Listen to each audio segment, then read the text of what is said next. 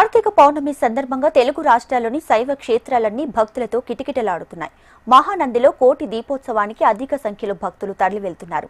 భక్తుల కోసం ప్రత్యేక ఏర్పాట్లు చేశామంటున్న ఆలయ ఏవో శ్రీనివాసరెడ్డితో మా ప్రతినిధి హరికిషన్ ఫేస్ టు ఫేస్. ఆలయాల కిల్లగా ఉన్నటువంటి కర్నూలు జిల్లాలో కార్తీక పౌర్ణమి సందర్భంగా కొత్త శోభను సంతరించుకుంది. వేకోజాము నుంచి పెద్ద ఎత్తున భక్తులందరూ కూడా తరలి వచ్చి స్వామి అమ్మవార్ల దర్శనం చేసుకునేందుకు మక్కువ చూపుతున్నటువంటి పరిస్థితి ఉంది. అష్టాదశ శక్తిపీఠం, ద్వాదశ జ్యోతిర్లింగం కలగలిసినటువంటి పరమ పుణ్యక్షేత్రం శ్రీశైలంతో పాటు మహానంది, యాగంటి, ఓంకారం, కాల్వబుగ్గతో పాటు ప్రముఖ వైష్ణవ క్షేత్రాలుగా ఉన్నటువంటి అహోబిలం, మంత్రాలయం, ఈ క్షేత్రాలన్నిటికీ కూడా పెద్ద ఎత్తున భక్తులు అయితే తరలి వస్తున్నటువంటి పరిస్థితి ఉంది. ఈ నేపథ్యంలో మరి వచ్చేటటువంటి భక్తులకు ఎటువంటి సౌకర్యాలు కల్పించారో తెలుసుకునేటటువంటి ప్రయత్నం ఒకసారి చేద్దాం. ప్రస్తుతం మనం మహానందీశ్వర స్వామి ఆలయంలో ఉన్నాం. ఆలయానికి సంబంధించినటువంటి ఈవో పర్యవేక్షణ అధికారి శ్రీనివాసరెడ్డి ఉన్నారు. ఆయన కూడా కలిగించే ప్రయత్నం ఒకసారి చేద్దాం. చెప్పండి, ఎటువంటి కార్యక్రమాలు ఈ రోజు నిర్వహించబోతున్నారు?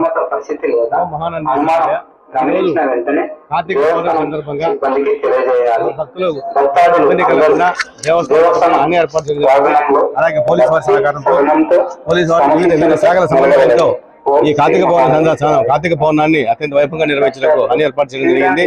క్యూలైన్లో ఉండే భక్తులకు ఎలాంటి ఇబ్బంది కాకుండా ఉచిత క్యూలైన్, అలాగే దర్శనం, స్వస్థ దర్శనము, అలాగే అభిషేకాలు కూడా ఉన్నాయి. అభిషేకాలు అంటే సామూహిక అభిషేకాలు చేస్తున్నాము కాబట్టి స్వస్థ కూడా ఉంటుంది.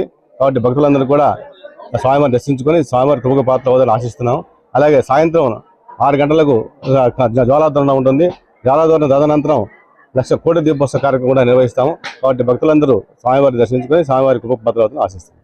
మామూలుగా సోమవారాలకు ఈ వారానికి అంటే కార్తీక పౌర్ణమికి ఉన్నటువంటి తేడా ఏంటి సార్? మామూలు భక్త జనం అప్పటికిప్పటికి తేడా ఎట్లుంది? అంటే ఈ రోజు కార్తీక పౌర్ణమి సందర్భంగా మహాపర్వదినం కాబట్టి ఈ రోజు భక్తులు అధిక సంఖ్యలో వచ్చే అవకాశం ఉంది. కాబట్టి భక్తులకు ఎలాంటి ఇబ్బంది కలగకుండా అన్ని ఏర్పాటు చేయాలి. మరోవైపు ప్రసాదాలకు సంబంధించి ఎటువంటి పరిస్థితి ఉంది సార్? ఎంతమంది వస్తారని అంచనా వేశారు?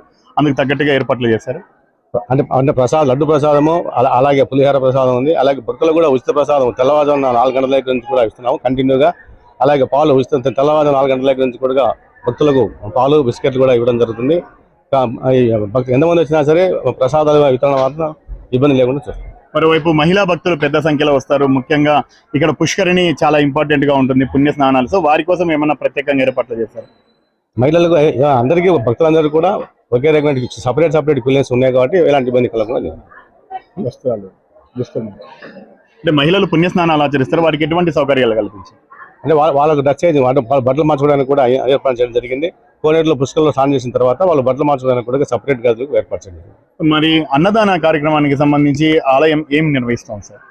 అన్నదానం మధ్యాహ్నం 12:30 గంటల దగ్గర నుంచి కంటిన్యూగా భక్తులకు ఎలాంటి ఎంతమంది అయినా వచ్చినా సరే 4 గంటల వరకు కూడా అన్నప్రసాదం వితరణ చేయడం జరుగుతుంది. మామూలు రోజుల్లో ఎంతమందికి చేస్తారు? సో ఇప్పుడు కార్తీక మాసం అంతా జరుగుతుందా లేదా ఈ పర్వదినాలకు సంబంధించి మాత్రమే?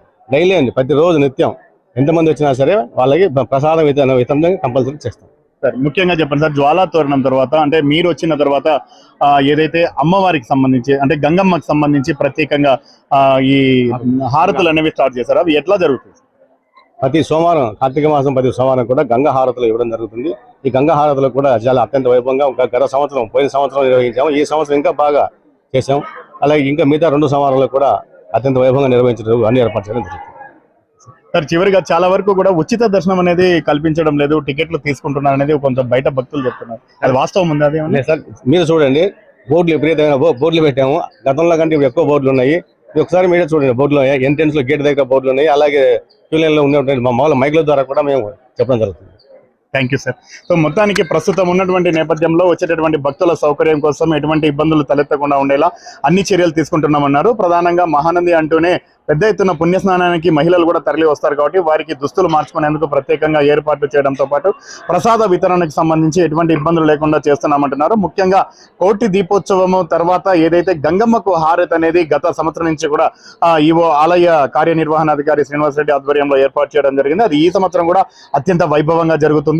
సో ప్రతి సోమవారం కూడా ఈ కార్యక్రమం అనేది ఘనంగా నిర్వహిస్తున్నారని చెప్తున్నారు. కాబట్టి ప్రతి భక్తులు కూడా వచ్చి ఎటువంటి ఇబ్బందులు లేకుండా స్వామి అమ్మవారి దర్శనం చేసుకొని వెళ్ళవలసిందిగా ఆయన సూచిస్తున్నటువంటి పరిస్థితి ఉంది.